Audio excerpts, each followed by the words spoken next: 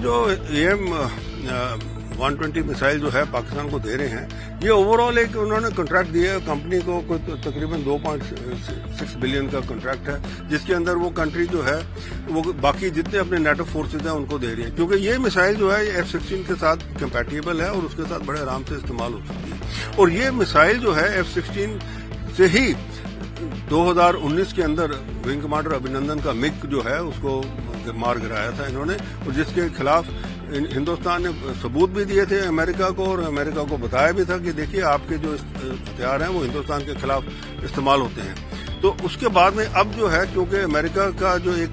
Overall दृष्टि है कि अपने जो नेटो अलाइज हैं उनको प्लस अपनी डिफेंस आर्मामेंट, देखिए जो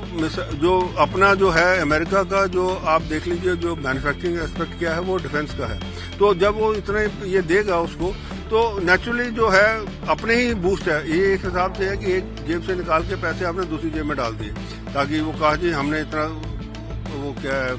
व्यापार कर लिया, तो यही है अमेरिका का। तो इसीलिए हमें कोई ज्यादा उसमें अंदर वो नहीं तवज्जो देना चाहिए, क्योंकि हमारी जो एयरफोर्स है वो पूरी तरह सक्षित है और उसने पहले ही इसके जो है कदम उठाए हुए हैं, क्योंकि अब उनको पता है कि क्या क्या जो है वेपन्स हैं एनिमी के पास, और उसी हिसाब से वो काम करते हैं। अपना जो है सेल्फ मेड सिस्टम भी था, जिस वजह से ऑपरेशन सिंदूर में काफी कामयाबी मिली। बिल्कुल ठीक कहा है, देखिए एयर मार्शल सिंह ने, क्योंकि जो ऑपरेशन सिंदूर है उसने सारी दुनिया को दिखा दिया कि हिंदुस्तान अब एक सक्षम देश हो गया जो अपने आप को पूरा का पूरा बचा सकता है और उसको किसी के ऊपर डिपेंडेंट नहीं होना। हमें देखिए करगिल लड़ाई के अंदर जब हमने जीपीएस के कोऑर्डिनेट्स मांगे थे अमेरिका से, उन्होंने रिफ्यूज कर दिया था देना, क्योंकि जीपीएस सिस्टम आपको पता है अमेरिकन सिस्टम है, उन्होंने रिफ्यूज कर दिया था। तो हमारी बोफोर्स गन्स वगैरह जो है वो पिन पॉइंट एक्यूरेसी के साथ वहां पे माउंटेन टॉप के ऊपर फायर करने में उनको दिक्कत आ रही थी। उसके बाद में ये नेविक सिस्टम हमारा डेवलप हुआ, ये हमारा इंडिजिनियस सैटेलाइट सिस्टम है जो पूरे हमारे जो सब कॉन्टिनेंट और जो एशिया का है उसको कवर कर रहा है, और इसी को इस्तेमाल किया गया हमारी एयरफोर्स ने, हमारी एयरफोर्स के लिए गाइडेंस के लिए, हमारे मिसाइल्स के गाइडेंस के लिए। आप इसलिए देखिए ब्रह्मोस वगैरह जो फायर हुई बिल्कुल पिन पॉइंट एक्यूरेसी के साथ हुई है। और उसके अलावा जो हमारे जो ये जो है सिस्टम जो है जो इस्तेमाल किया गया